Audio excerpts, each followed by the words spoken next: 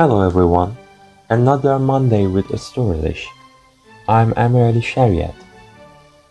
Did you like and follow our story, The Little Prince? If you like it and follow it, please don't forget to like and subscribe. Be with us with the rest of the story. The Little Prince on asteroid B612. So, if you tell them the proof of the little prince's existence is that he was delightful, that he laughed, and that he wanted a sheep. When someone wants a sheep, that proves he exists. They shrug their shoulders and treat you like a child. But if you tell them the planet he came from is asteroid B612, then they'll be convinced and they won't bother you with their questions. That's the way they are. You must not hold it against them. Children should be very understanding of grown-ups. But of course, those of us who understand life couldn't care less about numbers. I should have liked to begin this story like a fairy tale. I should have liked to say, once upon a time there was a little prince who lived on a planet hardly any bigger than he was, and who needed a friend. For those who understand life, that would sound much truer. The fact is, I don't want my book to be taken lightly. Telling these memories is so painful for me. It's already been 6 years since my friend went away, taking his sheep with him. If I try to describe him here, it's so I won't forget him. It's sad to forget a friend. Not everyone has had a friend, and I might become like the grown-ups who are no longer interested in anything but numbers, which is still another reason why I've bought a box of paints and some pencils. It's hard to go back to drawing at my age, when you've never made any attempts since the one of a boa from inside and the one of a boa from outside, at the age of 6. I'll certainly try to make my portraits as true to life as possible, but I'm not entirely sure of succeeding. One drawing works and the next no longer bears any resemblance. And I'm a little up on his height, too. In this one, the little prince is too tall, and here he's too short. And I'm uncertain about the color of his sweat. So I group in one direction and another, as best I can. In the end, I'm sure to get certain more important details all wrong. But here, you'll have to forgive me. My friend never explained anything. Perhaps he thought I was like himself. But I unfortunately cannot see a sheep through the sides of a crate. I may be a little like the grown-ups. I must have grown old. Every day I learn something about the little prince's planet, about his departure, about his journey. It would come quite gradually in the course of his remarks.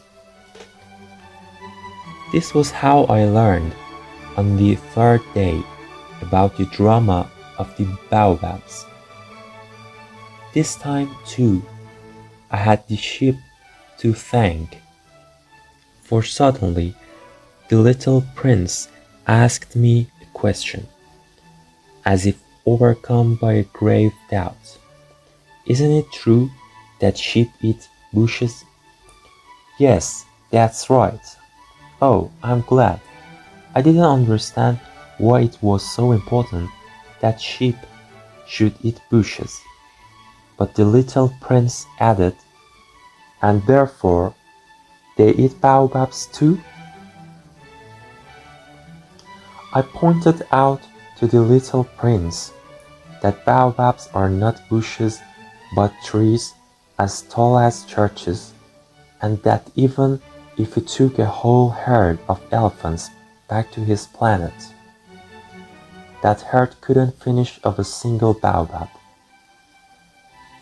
The idea of the herd of elephants made the little prince laugh. We'd have to pile them on top of one another, but he observed perceptively, before they grow big, baobabs start out by being little. True enough, but why do you want your sheep to eat little baobabs? He answered, oh, come on, you know, as if we were talking about something quite obvious, and I was forced to make a great mental effort to understand this problem all by myself.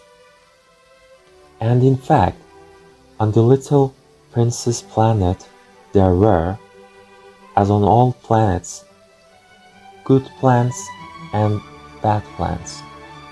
The good plants come from good seeds, and the bad plants from bad seeds. But the seeds are invisible. They sleep in the secrecy of the ground until one of them decides to wake up. Then it stretches and begins to sprout, quite timidly at first, a charming, harmless little twig reaching toward the sun. If it's a radish seed or a rose bush seeds, you can let it sprout all it likes. But if it's the seed of a bad plant, you must pull the plants up right away as soon as you can recognize it. As it happens, there were terrible seeds on the little prince's planet, baobab seeds. The planet's soil was infested with them. Now, if you attend to a baobab too late, you can never get rid of it again. It overgrows the whole planet. Its roots pierce right through, and if the planet is too small and if there are too many baobabs, they make it burst into pieces. It's a question of discipline, the little prince told me later on. When you've finished washing and dressing each morning, you must tend your planet. You must be sure you pull up the baobabs regularly, as soon as you can tell them apart from the rose bushes, which they closely resemble when they're very young. It's very tedious work, but very easy. Be waiting on Friday night for the rest of the story. ترجمه فارسی. به همین خاطر است که اگر به آنها بگویید دلیل اینکه شازده کوچولو وجود داشت این است که او خیلی خواستنی بود.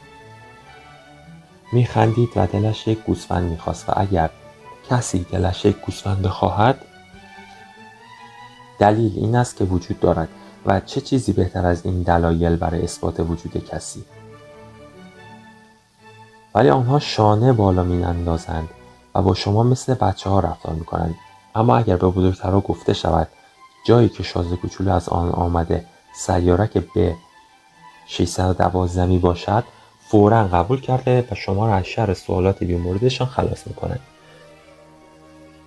آنها اینطوری هستند دیگر، نمی‌شود جلوشان را گرفت. بچه‌ها همیشه باید در برابر بزرگترها از خودشان صبر و گذشت نشان بدهند. اما مسلماً برای ما که زندگی رو میفهمیم اعداد و ارقام خیلی مسخره هستن. دوست داشتم این داستان رو مثل قصه پریان شروع کنم. دوست داشتم بگویم یکی بود یکی نبود، غیر از خدا هیچ کس نبود. یک شازده کوچولویی بود که تو سیارکی زندگی میکرد که فقط یک خورده از خودش بزرگتر بود. او به دنبال یک گوسفند بود. برای آنهایی که زندگی را میفهمند این آغاز حالتی واقعی تر به داستانم میبخشید.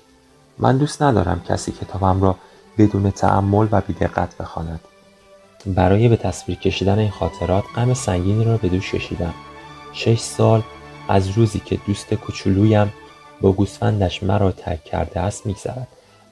اگر میبینید که سعی میکنم تصویر دقیقی از او ارائه دهم، به خاطر این است که میخواهم مطمئن شوم هرگز فراموشش نمیکنم.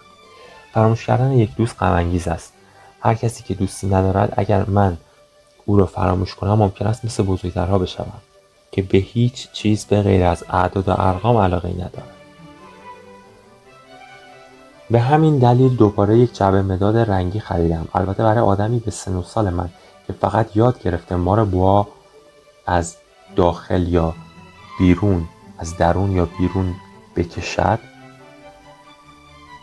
آن هم در 6 سالگی، نقاشی کردن خیلی سخت است. خب سعی میکنم نقاشی هایم تا حد امکان واقعی به نظر برسن، هرچند به موفقیتم زیاد اطمینان ندارم. بالاخره یکی شام ممکن است خوب از آب در بیاید. البته اشتباه هم دارم. مثلا قد شازده کوچولو در یک جا او را خیلی بلند کشیدم و جای دیگر خیلی کوتاه.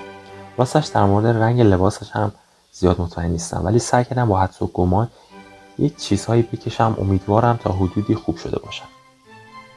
صادقانه بگویم در مورد جزئیات مهمتر هم ممکن است اشتباه کرده باشم، اما این دیگر تقصیر من نیست. دوستم هیچ وقت چیزی را برایم توضیح نمیداد. شاید با خودش فکر میکرد من هم مثل خودش خیلی چیزها را متوجه میشوم، اما من نمیدانستم چطور گوسفند درون جعبه نقاشی شده روی کاغذ را ببینم. شاید من هم کمی مانند بزرگترها شده باشم. شاید دارم پیر میشوم. فصل 5. هر روزی که میگذشت از میان صحبت‌هایمان چیزهایی درباره سیارک شازده کوچولو دستگیرم میشد. درباره اینکه چرا آنجا را ترک کرد و درباره سفرش، هرچند که به این اطلاعات خیلی آرام آرام دست پیدا میکردم. روز سوم بود که متوجه فاجعه باباب ها شدم. درخت باباب. این بار هم همان گوسفند کذایی باعثش شد. شازده کوچولو یک مرتبه و بدون مقدمه و البته با کمی شک و تردید از من پرسید درسته که گوسفندا بوته ها رو میخورن؟ آره درسته. چقدر خوب. راستش متوجه نشدم چرا خورده شدن بوته ها توسط گوسفندان باید انقدر مهم باشد، اما شازده کوچولو اضافه کرد پس اونا باباب ها رو هم میخورن. و متذکر شدم که باباب بوته نیست، برعکس درخته و از قضا خیلی هم غول پیکر. مثلا به بلندی یک قلعه، و اگر او یک گله فیل را هم با خودش ببرد آن گله نمیتواند حتی یک درخت باباب را بخورد. ایده یک گله فیل شازده کوچولو را به خنده انداخت و با خنده گفت ما باید فیل‌ها را روی همدیگه سوار کنیم. و بعد خیلی خردمندانه اضافه کرد باباب‌ها هم قبل از اینکه خیلی بزرگ بشن اولش یک بوته کوچک هستن. و من پاسخ دادم آره دقیقا درست میگی، اما چرا میخوای گوسفندت باباب‌ها رو بخوره؟ خب این که معلومه. و طور این حرف را زد که انگار موضوع خیلی واضح و پیش پا افتاده است، ولی من مجبور بودم برای فهم این معما خیلی تلاش کنم و بعد متوجه شدم در سیارکی که شازده کوچولو زندگی میکند درست مانند همه سیارات دیگر هم گیاه خوب وجود دارد هم گیاه بد. در نتیجه از گیاهان خوب دانه خوب و از گیاهان بد دانه بد به وجود می آید. اما دانه ها انقدر کوچک هستند که به چشم نمی آید. آنها در دل تاریک خاک به خواب می روند تا یکیشان هوس بیدار شدن سرش بزند. بعد این دانه که کوچک است به خودش کش و قوسی می دهد و اولش با کمرویی یک جوانه نازک و بی‌آزار را به سوی خورشید روانه می کند. اگر این جوانه کوچک متعلق به یک تربچه یا بوته گل سرخ باشه میشه به او اجازه داد هر جایی دلش میخواد رشد کنه، ولی اگر آن یک گیاه بد باشه باید فوراً نابودش کرد. در سیارک شازده کوچولو دانه‌های وحشتناکی در حال جوانه زدن بودند. آنها دانه‌های درخت باباب بودند. خاک سیارک پر شده بود از دانه‌های باباب.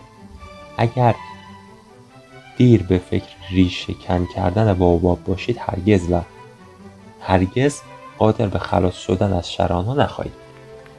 آنها تمام سیارک را پر کرده و با ریشه هایشان سوراخ میکنند. اگر سیارک کوچک و باباب ها زیاد باشند، آنها میتوانند سیارک را متلاشی کنند. بعد شازده کوچولو برایم توضیح داد که این یک برنامه انضباطی است. هر روز صبح بعد از نظافت خودم نوبت نظافت سیارکم میشه و خیلی هم باید با دقت انجام بشه.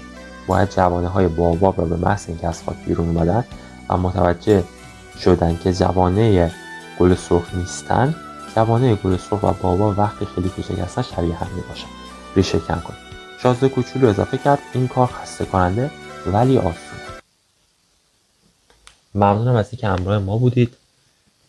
برای ادامه داستان جمعه شب منتظر ما باشید. لطفاً فراموش نکنید ما رو سابسکرایب کنید، لایک کردن رو فراموش نکنید. حمایت شما باعث میشه که ما با انگیزه بیشتر به کارمون ادامه بدیم. Don't forget to like and subscribe. And remember, listen, learn and enjoy with Storylish.